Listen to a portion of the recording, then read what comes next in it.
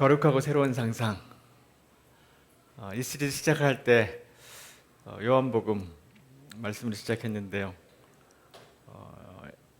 이렇게 길게 될지 잘 몰랐습니다. 오늘이 40번째 말씀이고 오늘은 피날레입니다. 이 거룩하고 새로운 상상의 마지막, 이 시리즈의 마지막 설교입니다. 준비하는데 여러 가지 생각이 많이 들었습니다.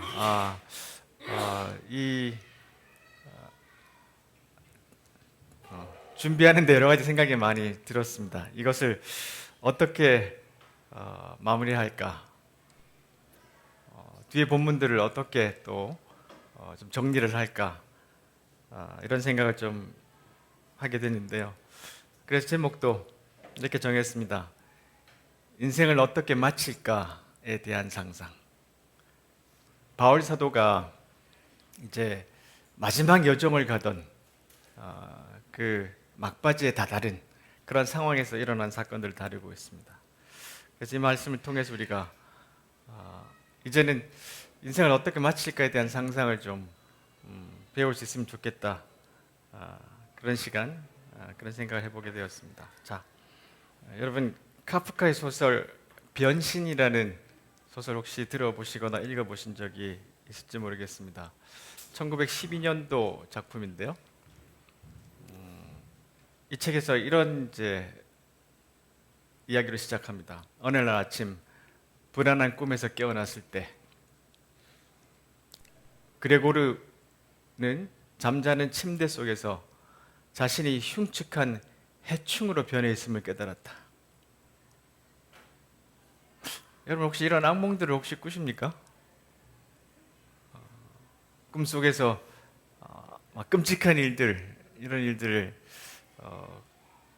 꾸시기도 할 텐데 이것은 악몽이 아니었고 실제로 이렇게 사람이 해충으로 변해버렸어요. 그는 갑옷처럼 단단한 등을 대고 누워 있었는데 머리를 약간 들어보니 배가 활 모양의 딱딱한 갈색 마디들로 갈라져 불쑥하게 솟아 있었다. 이불은 금방이라도 미끄러져 내릴 것처럼 배 위에 간신히 걸쳐져 있었다. 몸뚱이에 비해 가여울 정도로 그느다란 다리 6개가 여러 개가 눈앞에서 무기력하게 떨고 있었다. 어찌된 셈일까? 하고 그는 생각했다. 이 주인공 그레고르는 외판원입니다. 가족의 생계를 책임지는 사람인데 아침에 눈을 떠보니까 자기가 아주 흉측한 해충으로 변해버린 거예요. 그래서 처음에 가족들은 깜짝 놀라서 먹을 것도 주고 하다가 결국은 버리게 됩니다. 그래서 비참하게 혼자 죽어가는 이야기인데 이 1912년도 이 변신의 소설은 굉장한 영향을 끼친 소설입니다. 많은 사람들이 영감을 받았고 특별히 지금도 이 소설이 우리에게 주는 여러 가지 가르침들이 있습니다. 여러분 혹시 우리의 인생들이 이렇게 살다가 허무하게 가는 거 아닌가? 이런 불안한 마음들 가지실 때가 있잖아요. 특히 이제 우리 시니어분들은 이제 나의 가장 좋았던 시절은 다 지났고 이제는 좀 그냥 소일거리를 찾아서 아니면 잔잔한 재미를 찾거나 아니면 이런 상태로 쭉 인생이 가는 거 아닌가 그런 생각을 할 수도 있고 또 중년에 있는 친구들도 우리 인생이 이렇게 일만 하다가 계속 끝나는 거 아닌가 뭐 그런 생각을 할 수도 있는 그런 시기에 우리는 살고 있습니다. 자, 이럴 때 오늘 말씀이 우리에게 다시 한번 좀 지혜를 주고 격려하고 힘을 주는 시간이 좀 되었으면 좋겠습니다. 오늘 말씀은 조금 앞으로 좀 가서 시작하는데 사도행전 20장에 이제 바울이 예루살렘으로 돌아가야 되겠다 하고 고린도에서 역으로 출발합니다. 지금까지 쭉 왔던 길들을 좀 거슬러 가지고 돌아오면서 이제 예루살렘으로 가야 되는데 많은 사람들이 바울을 막습니다. 절대 안 됩니다. 이번에 가시면 못 돌아옵니다. 거기 가면 죽습니다. 어떤 사람들은 성령께서 주시는 예언을 들고 막았어요. 바울 사도는 절대로 가시면 안 됩니다. 거기 가면 죽습니다.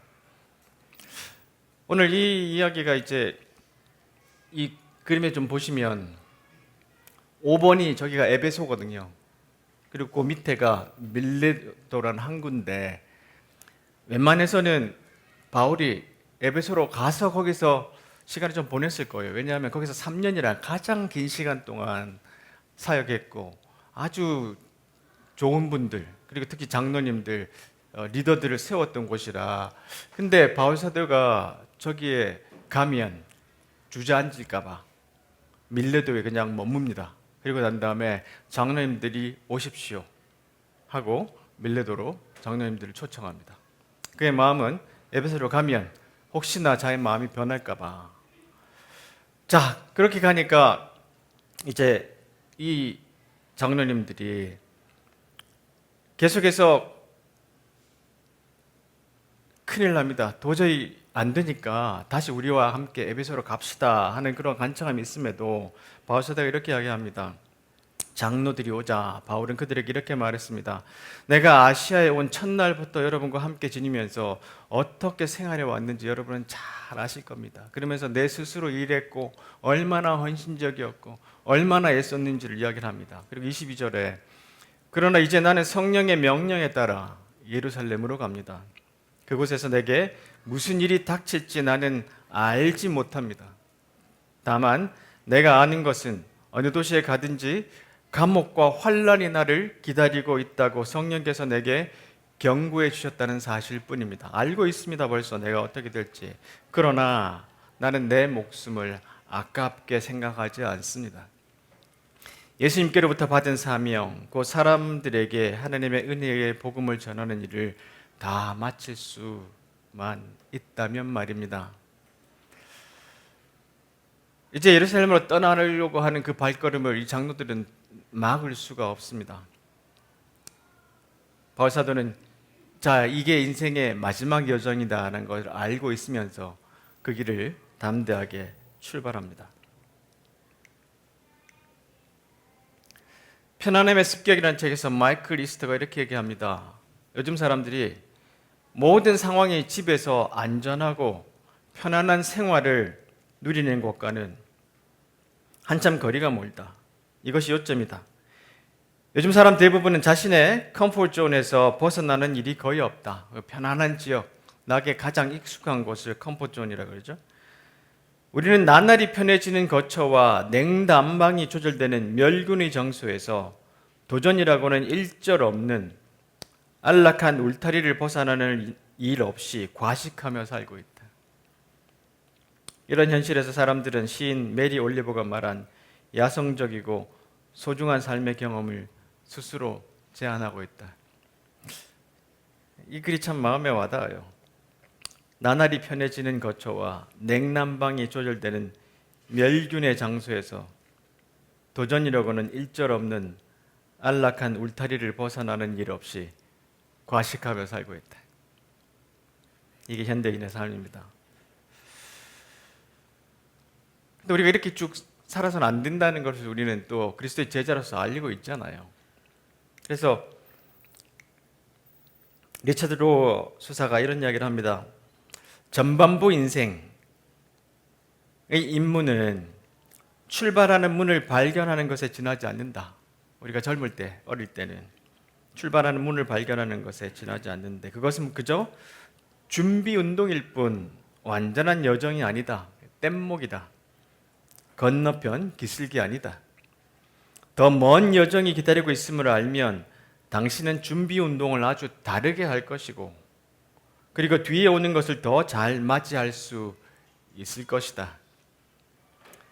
나이에 상관없이 사람은 자기 인생의 전체 그림을 알아야 하며 그것이 어디로 향하고 있는지를 마땅히 알아야 한다. 우리 인생이 어느 방향으로 가고 있는지를 모르면 여기저기 그냥 바람 부는 대로 흩날리는 그런 인생이 되고 말겠죠. 특히 우리가 부르심을 받은 그리스도인들이라면 우리의 인생이 어디로 향하고 있는지를 그리고 어떻게 나아가야 되는지를 분명히 알고 있어야 된다고 말해줍니다. 바울 사도도 자기 인생의 큰 그림을 알고 있었기 때문에 저게 환란이 나를 기다리고 있다 하지만 나의 마지막 여정은 로마를 보리라. 로마에 가야 한다. 그 생각으로 위험이 가득한 예루살렘으로 출발한 것입니다. 제임스 K.A. 스미스가 시간 안에서 사는 법에 대해서 이런 이야기를 합니다. 우리의 유한성, 그 신성의 결연은, 이 말은 우리는 죽는 사람, 필멸하는 자들, 이런 뜻이에요. 분노하거나, 우리가 죽기 때문에 분노하거나 슬퍼해야 할 무언가가 아니다. 우리가 전체를 볼 수 없다는 사실은 절망해야 할 이유가 아니다. 우리가 시간성이라는 조건 아래에서 살아갈 수밖에 없다는 것은 감옥이 아니라 집중할 수 있게 하는 요인이다. 우리 인생이 유한하다. 그것 때문에 내가 영원히 살지 않기 때문에 집중해서 이 삶을 살아야 된다 하는 그 이유를 우리에게 주고 있는 거예요. 나는 얼마 있지 않아 죽을 것이다 라는 것을 항상 생각하고 있다면 인생을 그냥 평범하게 하루하루 살아가는 것이 아니라 집중할 수 있는 그런 요인이 된다는 것입니다. 한계라는 선물 때문에 우리에게는 행복할 여지, 기쁨을 찾을 여지, 시간과 심지어는 수고를 누릴 수 있는 여지가 주어진다. 인생이 한없이 계속된다면 기쁘지 않대요. 뭘 수고해야 될 열심도 생기지 않는데요. 우리가 유한한 존재이기 때문에 우리가 기뻐하고 행복해하고 그리고 수고를 할 수 있게 되는 거예요. 바울 사도는 자기 인생이 유한하다는 것을 알았습니다. 몇 년 후에 내가 로마에서 죽을 것이라는 생각을 갖고 있었어요.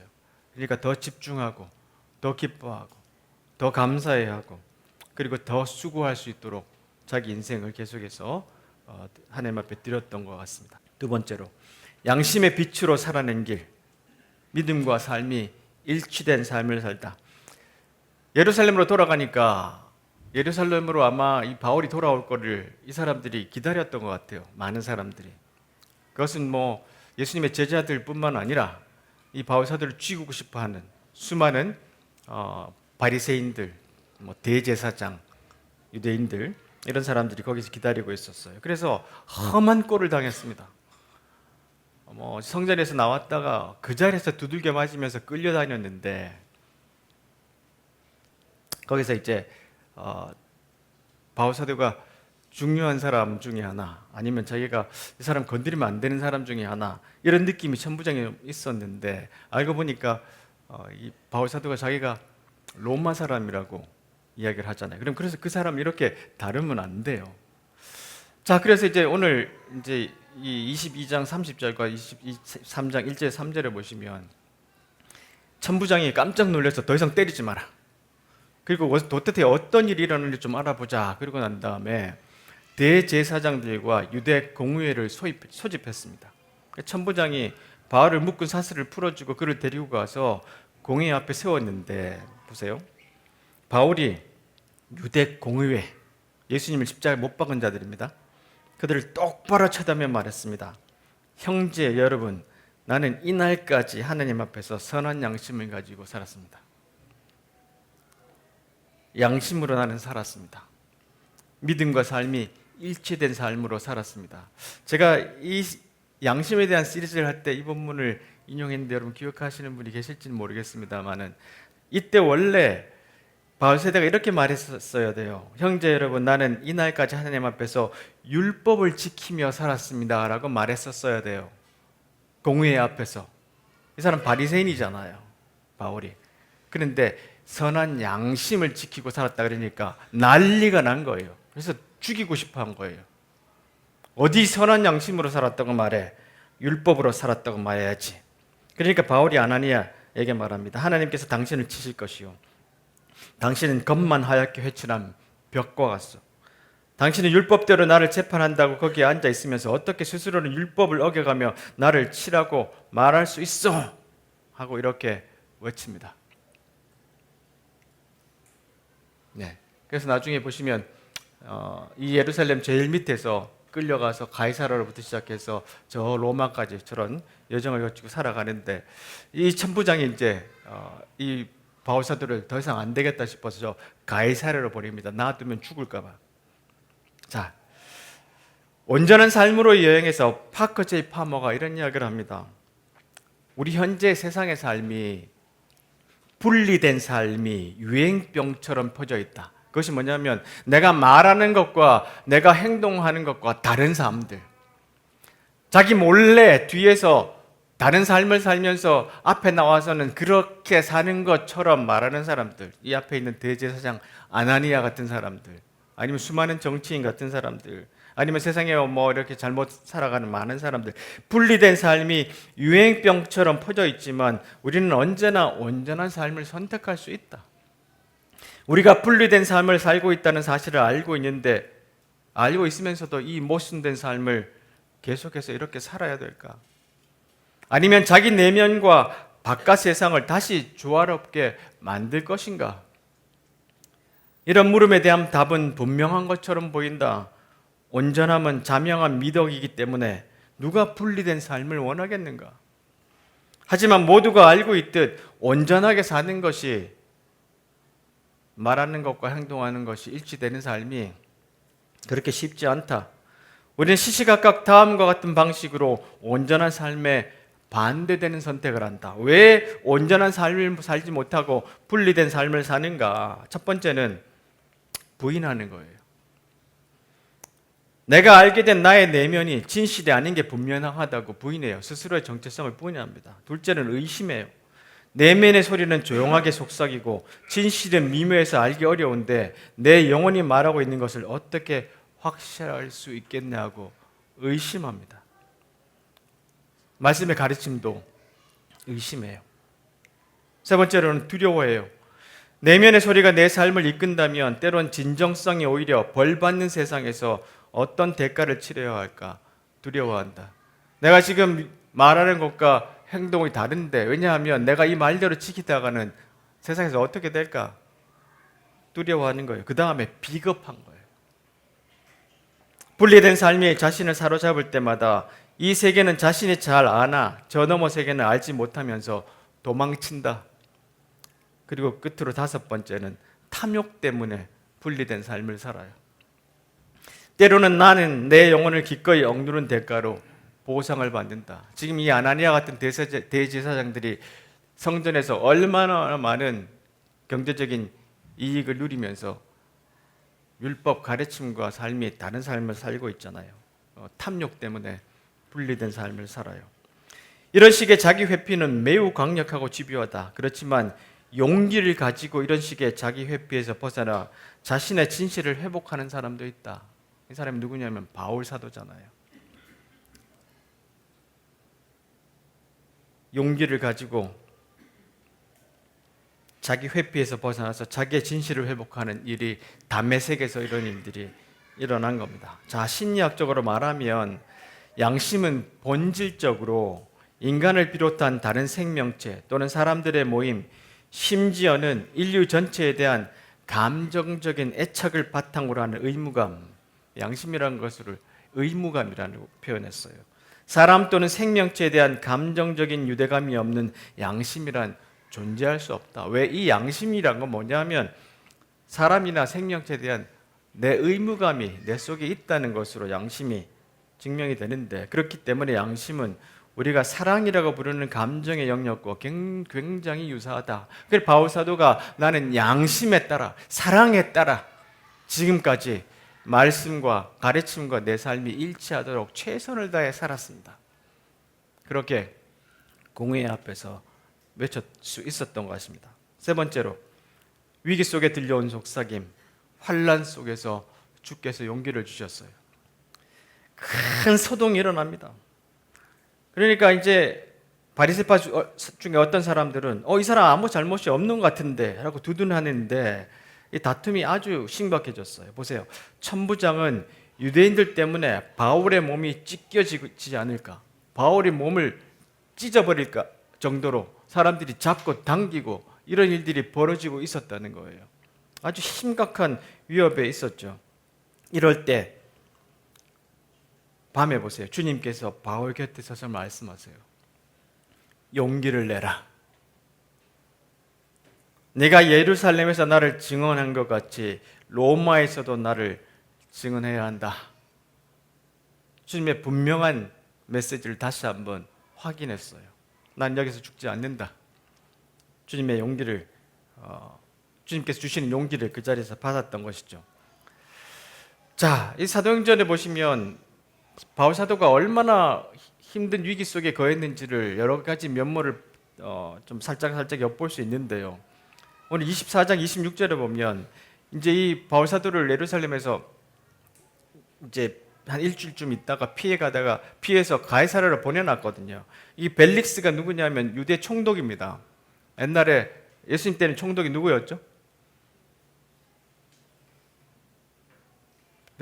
총독이 누구였나요? 빌라도였잖아요. 근데 그 다음부터는 이제 총독이 오지 않았어요. 헤롯의 두 번째 아들이 전체를 다 지도하다가 나중에 다시 총독을 파견하는데 이렇게 벨릭스라는 총독이 와서 다스리고 있었어요. 근데 이 사람 보세요. 바울을 자꾸 불러서 대면을 하는데 돈을 받을 수 있지 않을까 싶어서 계속해서 면회를 합니다. 근데 보세요. 그러다가 두 해가 지나도록 감옥에 계속 놔뒀어요.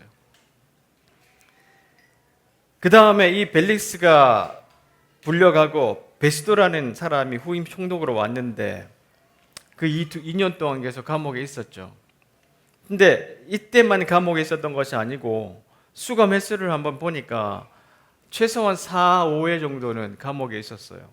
처음에는 빌립보에서 하룻밤 있었던 것, 예루살렘에는 한 일주일 정도 될 것 같아요. 가이사랴에서 약 2년 있었고 로마에서 2년 있었고요, 감옥에. 그리고 2차로 로마에서 수개월이나 1년 미만에 있다가 참수당해서 순교합니다. 그러니까 참 어려운 시기를 많이 겪었던 인생이잖아요. 그럴 때마다 주님께서 용기를 주셔요. 지난번에 우리가 말씀 이제 나눴을 때 이 도시에 내 백성이 많다. 너는 괜찮을 거야. 하는 그런 용기도 주셨고요. 오늘도 그런 음성을 듣습니다. 덕과 성품에서 스탠리 하우스가 그런 이야기를 합니다. 용기는 내 사고방식을 이끌어 줬어. 삶에 대한 열정이 내가 생각하는 방식을 이끌었거든. 그런 열정이 어디서 나왔는지 모르지만 나는 그 열정을 하나님이 주셨다고 생각하고 싶구나. 삶에 대한 열정 때문에 종종 공경에 처하긴 하지만 그래도 나는 다른 방식으로 살고 싶은 마음이 없었고 그렇게 살 수도 없었을 거야. 나는 내가 무엇을 하는지 미처 알지도 못한 상태로 헌신한 바가 있었기에 용감해야 했어. 용기는 그 헌신을 끝까지 지켜가겠다는 결심을 말한단다. 이 결심은 헌신의 내용이 달라지지 않을 거라는 의미가 아니라 헌신했으면 헌신한 대로 살아내야 한다는 뜻이다. 내가 이렇게 살기로 결정하고 주님의 일들을 감당했다면 계속해서 그 헌신한 대로 살아내는 것, 그게 용기라고 말하고 있습니다. 오늘 16주년 기념인데요.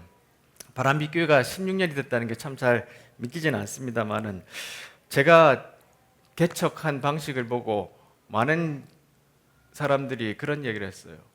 그 용기가 어디서 나왔나?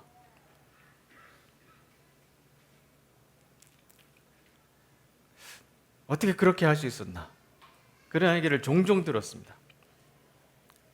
그리고 우리가 그 라베니스라는 그 이탈리안 레스토랑에서 예배를 얼마 드리다가 이 나인프루스가 그때 역삼에 있었는데 그걸 옮겨가면서 어떤 제 후배 목사한테 그 장소를 주려고 그랬어요. 쓰라고.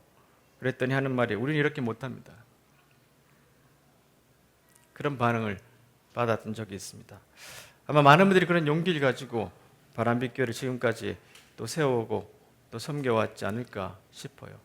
이렇게 새로운 것들을 만들고 상상하고 행할 때는 이런 용기들이 필요한 것 같습니다. 아직 긴 인생이 남았습니다 라는 책에서 기시미 이치로가 그런 이야기를 합니다. 문제는 나이 때문에 할 수 없다는 생각이다. 노력하지 않는 이유는 두렵기 때문이다. 도전하지 않으면 실패하지도 않기 때문이다. 나이 들어 도전을 기피하는 사람은 젊은 시절에도 마찬가지였을 것이다. 결코 나이 문제가 아니다. 나이 핑계 대지 말라는 겁니다. 헌신하는 대로 부르심을 받았다면 계속해서 그 삶을 사는 것, 그게 용기라고 우리는 또 이 말씀에서 배웁니다.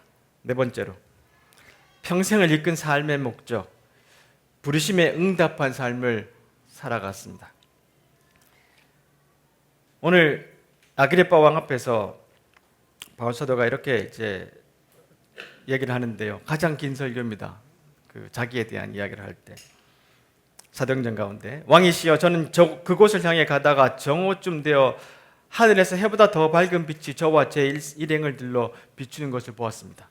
그러니까 아그리빠 왕한테 내가 왜 이렇게 살게 된다 얘기를 하는데, 원래 나는 바리새인 중에 바리새인이었잖아요. 그리고 예수 믿는다는 사람들 죽이려고 내가 이렇게 핍박하며 쫓아가던 그런 사람이었다가 내가 이런 일을 겪고 난 다음에 나는 다른 사람이 됐습니다. 이 이야기를 오늘 또 하잖아요. 그런데 보세요. 이 사도행전에 벌써 이 이야기가 3번 나오고 있거든요. 바울세대가 이 일을 결코 잊지 못합니다. 내가 주님을 만났던 그날을. 계속해서 이 이야기를 하면서 나는 이 일 때문에 나는 이렇게 변했습니다. 그렇게 이렇게 살았습니다. 그러면서 이 바울 사도의 이 자기 삶에 대한 변화 이야기는 바울 사도가 쓴 여러 가지 서신서에도 몇 번이나 등장합니다. 자, 그렇게 내가 이제 핍박하러 다메섹으로 가고 있는데 갑자기 하늘에서 해보다 더 밝은 빛이 비치면서 모두가 땅에 엎어졌는데 히브리 말로 사울아 사울아 내가 어찌하여 나를 박해하느냐, 가시도 친 채찍을 발로 차보야 너만 다칠 뿐이다, 이런 음성이 들렸어요. 그러니까 주님 누구십니까? 그러니까 네가 박해하는 예수다. 그리고 너는 이제 이방인에게 나를 전하는 사람이 될 거야. 이런 자기의 삶의 소명, 삶의 목적을 듣게 됩니다. 그리고 마지막 구절 보세요. 19절에 보시면 아그리빠 왕이시여 저는 하늘로부터 받은 이 환상에 복종하지 않을 수 없었습니다. 나는 주님께서 나에게 주신 이 소명, 이 부르심에 복종하지 않을 수 없었습니다. 평생을 이 말씀에 순종하며 사는 삶을 살았습니다. 이것이 나를 평생 이끈 삶의 목적이었습니다. 그런 식으로 이야기합니다. 그래서 이 그림에도 보면 지금 이제 바울 사도가 아그리빠 왕 앞에서 막 자기를 설명하는데요. 여러분들이 이 아그리빠가 누구냐? 잠깐만 설명하면 헤롯 왕조의 마지막 왕입니다. 헤롯 대왕이 이제 예수님 태어나실 때 그때 헤롯 대왕이 있었고요. 그 헤롯 대왕 밑에 있는 아들들이 헤롯 대왕이 죽고 난 다음에 분봉왕이라고 해서 분리해서 이들을 다스렸다가 나중에 이제 이 아그리빠 1세의 아들이 아그리빠 2세인데 아그리빠 1세는 야고보를 죽인 사람입니다. 근데 이 사람의 아들이 이제 아그리빠 2세인데 이 사람은 예수님을 알지 못했어요. 아마 예수님이 십자가에 죽으실 때 한 2살쯤 정도 됐던 사람이라고 하는데 그래도 유대에 대해서 역사나 여러 상황에서는 참 잘 알고 있었던 사람입니다. 그래서 바울 사도는 이 사람 앞에서 담대하게 자기의 삶을 확실하게 전하고 있습니다. 그리스도인 미덕에서 톰 라이트 주교가 이런 이야기를 합니다. 그분은 인생은 이렇게 사는 거야, 나를 본받아 라는 식으로 말씀하지 않는다. 오히려 하나님의 나라가 오는 중이니 내 십자가를 지고 나를 따라오라 라고 하신다. 우리가 이 2가지 도전의 차이점을 배울 때 비로소 복음의 핵심을 깨닫고 거듭난 미덕의 뿌리를 파악할 수 있다. 자, 인생을 이렇게 사는 거니까 우리가 바울을 본받자 오늘 이런 말씀을 나누고 있잖아요. 그런데 사실은 핵심은 네 십자가를 지고 나를 따라라. 너의 삶의 부르심을 가지고 계속해서 나를 쫓아오라라고 하는 주님의 목소리, 그 소명에 우리는 다시 한번 귀를 기울여야 된다는 것입니다. 나는 북경의 택배 기사입니다라는 후아니엘이라는 사람이 19개 직업을 전전했는데 아주 어려운 직업들을 하면서 자기들이 얼마나 힘들게 살아갔나 그런 생각을 하면서 살았어요. 심지어 이 책에 보면 자기가 어떤 이제 조그만 가게에서 일하는데 그 집에 개를 자기가 산책시켜줘야 되는데 그 개가 이제 산책하면서 변을 보잖아요. 그럼 그거를 주울 때 막 속에서 막 들끓는 화가 막 분노 이런 것을 경험했다, 이런 이야기들이 아주 상세하게 전해 있습니다. 근데 그런 분노를 가지고 있던 사람인데 자기가 달라졌어요. 왜 달라졌나는 이야기를 이렇게 이야기하고 있는데 그때부터 예전에 읽어보지 못했고 원래라면 절대 읽을 리 없는 책들을 읽었고 나를 변화시킨 개념과 주장을 접할 수 있었다. 이렇게 살면 안 되겠다. 그러고 이제 이런 책들을 읽기 시작했어요. 그런 경험 때문에 적당히 맞춰 살면 된다고 생각했던 과거에서 벗어나 무엇이 중요하고 중요하지 않은지 삶의 여러 가치와 의미를 새롭게 살펴볼 수 있었다. 물론 변화는 한순간 일어나지 않았고 그때 바로 완성되지도 않았다. 씨앗만 뿌려졌다가 이후 오랜 시간 천천히 그렇지만 단단하게 뿌리를 내리고 싹을 틔워 지금까지도 내게 영향을 미치게 됐다. 그러면서 이제 이 책을 쓰게 됐는데 중국에서 어마어마한 베스트셀러로 자리 잡았던 책이 됐습니다. 그러니까 어떻게 하면 이 아르바이트 저 직업들을 전전하면서 속에 분노만 쌓일 수 있지만 자기가 스스로 책을 읽으면서 다시 한번 성찰하다 보니까 아, 내가 달라질 수 있었구나 이런 생각을 하게 됐던 것입니다. 그러니까 우리가 그리스도인이 되었으면서 계속 남이 이야기하는 것, 설교만 듣는 것이 아니라 내 스스로도 삶의 목적이 무엇인지를 충만히 좀 성찰해야 합니다. 그러니까 남은 인생을 내가 어떻게 마칠까라는 것들이 내 스스로 준비가 되고 정리가 돼야 이 부르심에 따라서 우리의 인생을 마지막으로 후회 없이 살 수 있게 될 수 있다고 믿습니다. 그리고 마지막 다섯 번째로 결박되었으나 진정한 자유로 온전한 삶으로의 초청. 이 아그리파 왕에게 이렇게 자기의 간증을 쭉 하고 또 예수님에 대해서 쭉 이제 전하니까 이 총독은 난리가 났어요. 이 미친놈아, 도대체 어떤 헛소리를 하느냐. 이 사람은 이제 유대인이 아니니까 전혀 배경을 몰랐죠. 근데 아그리파 왕은 다 알고 있었던 사람입니다. 그래서 그에게 아주 단독직입적으로 묻습니다. 예언자들의 말을 믿습니까? 믿으시는 줄 압니다. 근데 이때 아그리파 왕이 나는 예언자 말 안 믿는다 그러면 유대인들이 어떻게 구약을 안 믿어요? 하고 그들에게 아주 나쁜 인상을 줄 수 있고요. 근데 믿는다 그러면 또 기독교인이 돼야 된다는 말도 안 되는 이 순간에 처할까봐 이 사람이 지혜롭게도 이렇게 말합니다. 그토록 짧은 시간에 나를 설득하여 그리스도인이 될 수 있다고 생각하는가? 이렇게 슬쩍 빠져나갑니다. 근데 29절의 말씀이 저는 이 전체 모든 메시지의 핵심이라고 생각해요. 바울이 대답합니다. 짧은 시간이든 긴 시간이든 왕뿐만 아니라 지금 제 말을 듣고 있는 모든 사람들이 내가 이렇게 지금 결박된 것 말고는 저처럼 되기를 하나님께 기도합니다. 저는 이 메시지가 우리가 꼭 들어야 될 메시지라고 생각해요. 육체적으로는 지금 바울이 갇혀 있고 2년 동안 지금 이 가이사랴 감옥에 이렇게 묶여 있잖아요. 그리고 왕 앞에 서 있는데 오히려 하는 말이 뭐냐면 당신이 나처럼 되기 원합니다. 나는 이런 인생을 살았습니다.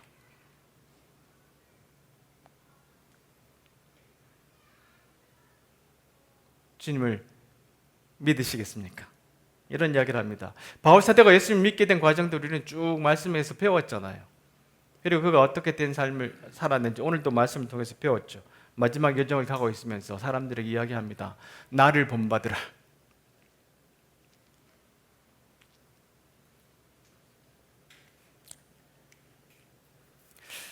(80을) 바라보게 되니까 하는 글을 김문희 썼습니다. 여러분 읽어보신 분들 많으시죠? 앞에 좀 제외하고 이 사람이 이제 자기 선배 장례식에 가서 화장하고 난 다음에 그 뼈를 이렇게 가루로 만들잖아요. 그걸 보고 깨달은 이야기를 쭉 썼어요. 중간에 이런 이야기를 합니다. 뼈가루를 들여다보니까 일상생활 하듯이 세수를 하고 면도를 하듯이 그렇게 가볍게 죽어야겠구나 라는 생각이 들었다. 좀 중간에 생략을 하고 가볍게 죽기 위해서는 미리 정리해 놓을 일이 있다. 내 작업실의 서랍과 수납장, 책장을 들여다보았더니 지금까지 지니고 있었던 것의 거의 전부가 쓰레기였다.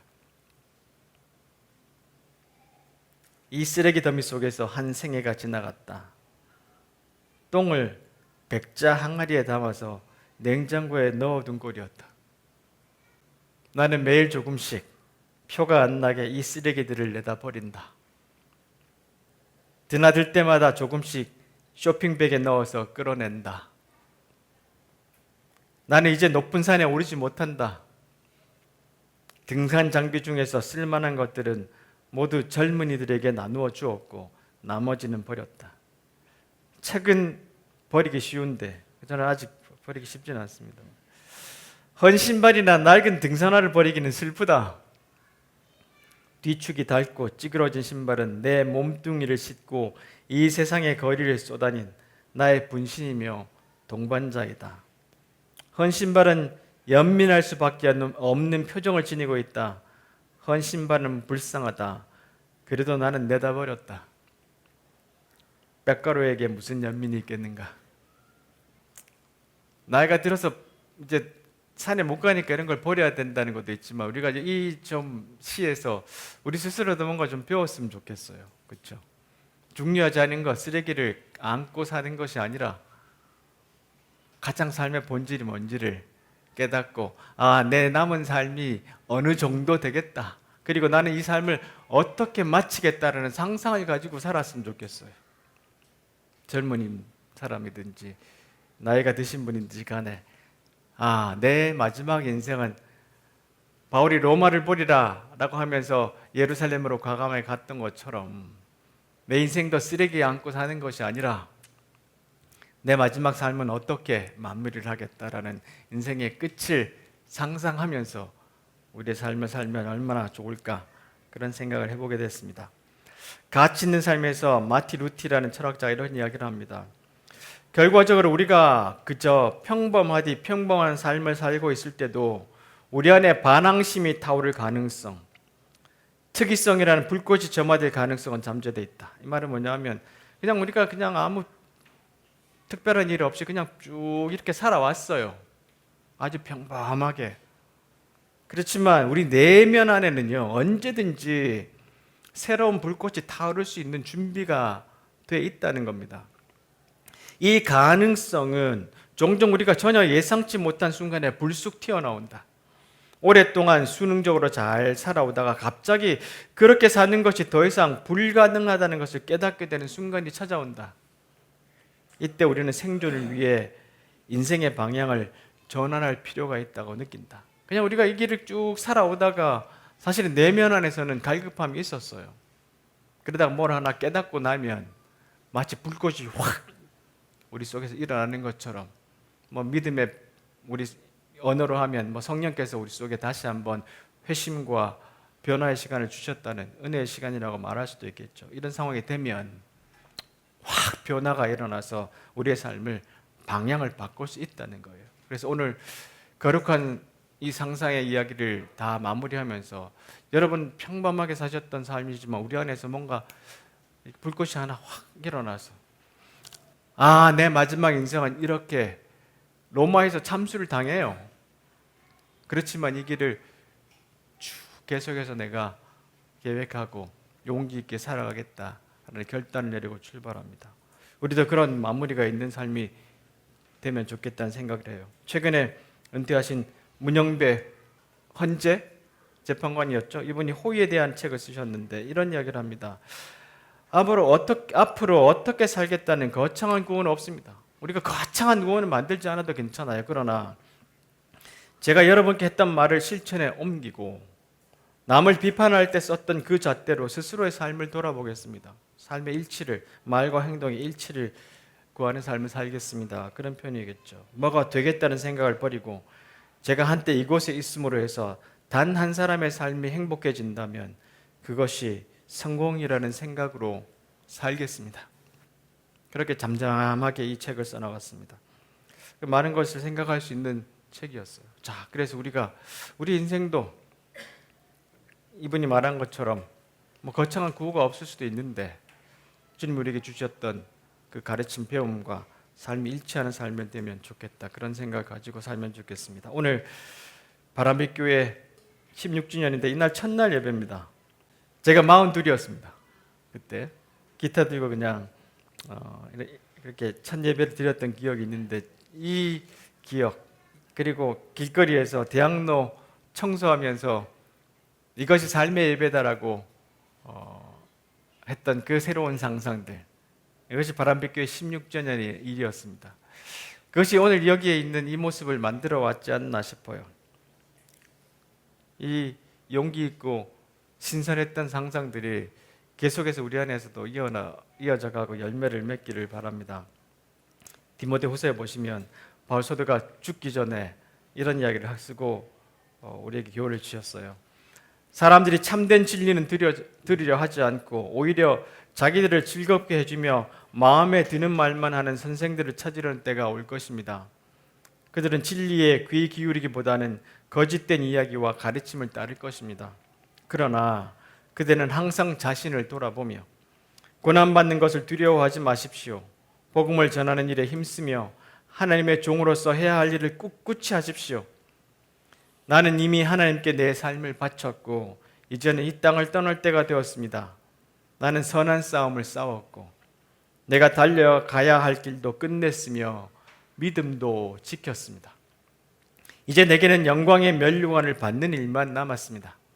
그 면류관은 하나님과 함께하며 의롭게 살았다는 표시로 주시는 상입니다.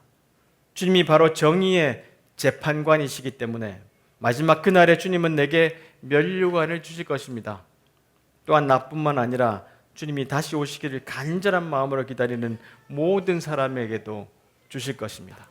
바울 사도가 예루살렘으로 가면서 마음에 갖고 있었던 이 고백이 죽기 전에 이렇게 나왔어요. 우리도 삶을 좀 마칠 때 내가 달려갈 길을 다 달렸고 싸움도 선한 싸움도 싸웠고 믿음도 지켰습니다. 이런 고백이 우리에게도 좀 있으면 좋겠다 싶습니다. 이런 상상 가지고 남은 인생 살아가는 우리 모두가 되기를 간절히 바랍니다. 기도하겠습니다.